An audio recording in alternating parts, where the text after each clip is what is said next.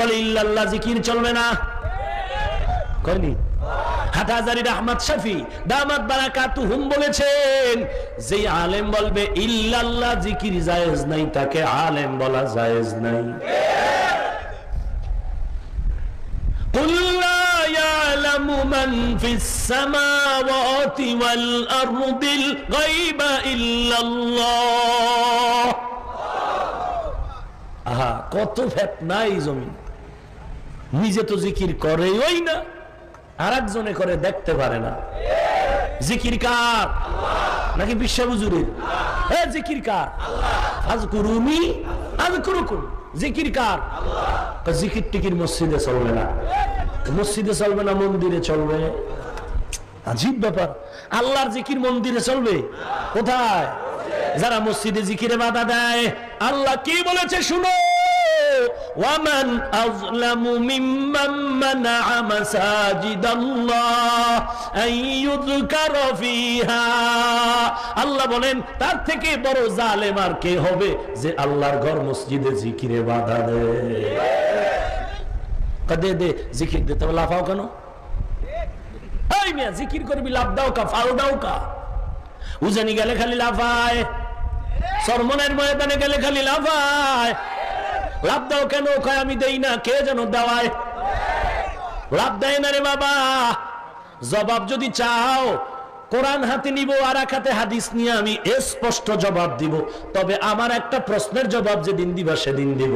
আমার প্রশ্নটা রেখে যাই, পাকিস্তান ভারতে ক্রিকেট খেলা চলে, তুমি এনে সিফার ভিতরে টিভির সামনে খেলা দেখা তোমার পক্ষের খেলোয়াড় যখন উইকেট ফেললো, তুমি এমন জোরে চিল্লায় উঠলা, টিভি লাথি ঠেলায় পড়ে গেল, ঘুমন্ত বাচ্চা ভয়ে উঠে গেল।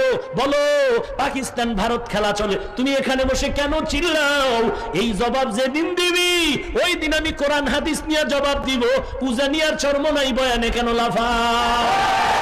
জিকির একটা ইবাদত। জিকির কি? সবাই বলেন। ইবাদত যদি কোনো বিষয় হয়ে থাকে, ওটা আল্লাহ রাসূলের পক্ষ থেকে স্বীকৃতি হওয়া লাগবে, নাকি আন্দাজে আমি আপনি কিছু বললে ইবাদত হবে? বলেন।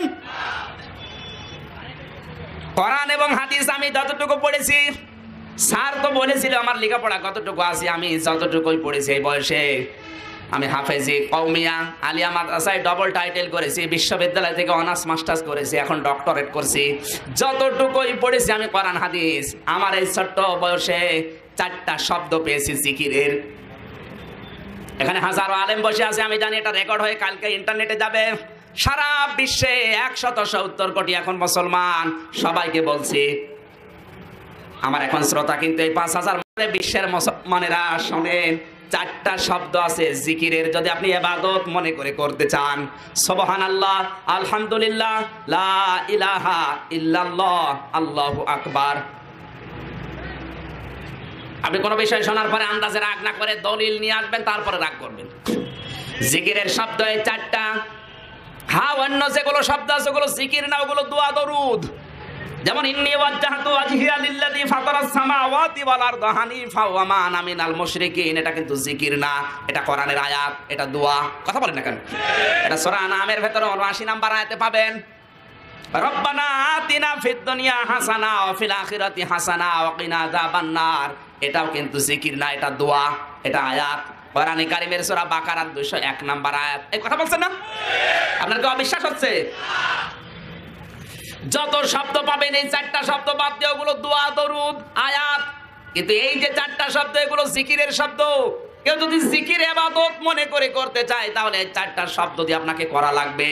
এই 4টা শব্দের বাইরে যদি কেউ নতুন কোন শব্দ আবিষ্কার করে বলে এটাও জিকির, ওটা জিকির না, ওটা ওর ফিকির। আজ বাংলাদেশে এটা বেশি চলছে। জিকিরের নাম নিয়ে অনেকেই করছে হু হু। এই ব্রাহ্মণবাড়িয়া এলাকায় এগুলো বেশি হয়। জিকিরের নাম নিয়ে বলছে বসেন বসেন, বসে যান।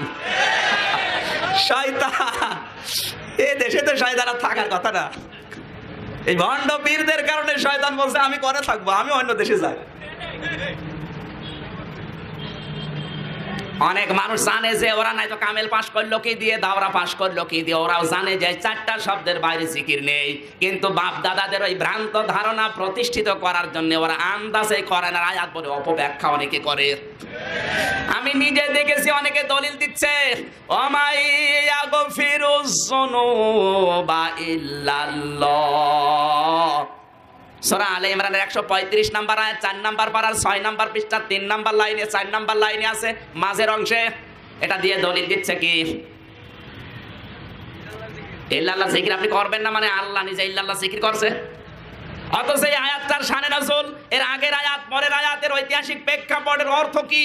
ওমাই ইয়াগফিরুজ যুনুবা ইল্লাল্লাহ, হে নবী আপনি বলেন আল্লাহ বাদে গুনাহ মাফ করার কেউ আছে কি? শেষে প্রশ্নবোধক চিহ্ন, ইন্টারোগেটিভ সেন্টেন্স। এটা এই কথা বলছেন না কেন? যারা আলেম আছে ওদের জিজ্ঞাসা করেন, এখনই তাফসীর নিয়ে আসেন ওমাই ইয়াগফিরুজ যুনুবা ইল্লাল্লাহ, আল্লাহ বাদে গুনাহ মাফ করার কেউ আছে কি?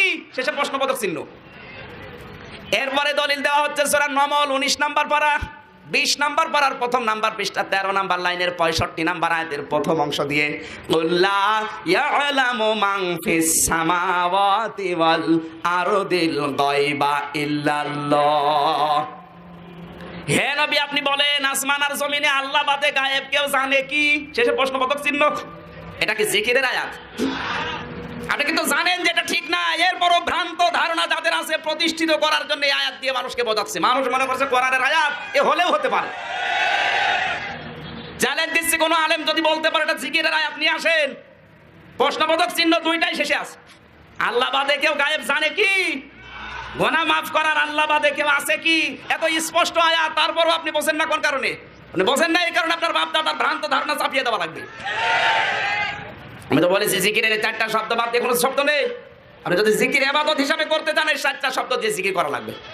একটা কথা ভুল প্রমাণ করতে পারবেন না। মনে করছেন হুজুর ছোট, সব পড়ে এসেছি। আমি বিশ্ববিদ্যালয়ে বসে বসে এই শব্দগুলো নিয়ে গবেষণা করেছি, আন্দাজে বলছি না। আমার কোরআনের উপরে অনার্স মাস্টার ছিল, কোরআনের উপরে ডক্টরেট চলছে, কোরআন নিয়ে আমার সারা জীবন চলছে। আপনার চাইতে অল্প কিছু হলেও কোরআনের উপর আমার আয়ত্ত বেশি আছে। আপনি আনাকুম জানাকুম বলবেন আর আমি মেনে নেবো, অত সোজা না। এখন থেকে সিদ্ধান্ত নেওয়া লাগবে, জিকির যদি ইবাদত হিসাবে কেউ করতে চায় এই 4টা শব্দ, বাইরে যদি কেউ করে আপনাকে দলিল দেওয়া লাগবে। আর দলিল এই কোরআনের আয়াত দিয়ে দেবেন আন্দাজে, এই আয়াত তার এই জন্য না। দাদির কবর কোথায় আর আপনি কাঁদছেন কোথায়? বলেন।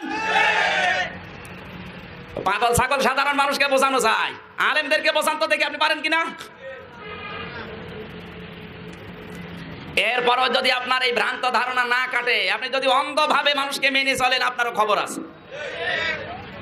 জিকিরের শব্দ 4টা, আবার বলছি জিকিরের আর কোনো শব্দ নেই। সুবহানাল্লাহ, আলহামদুলিল্লাহ, লা ইলাহা ইল্লাল্লাহ, আল্লাহু আকবার।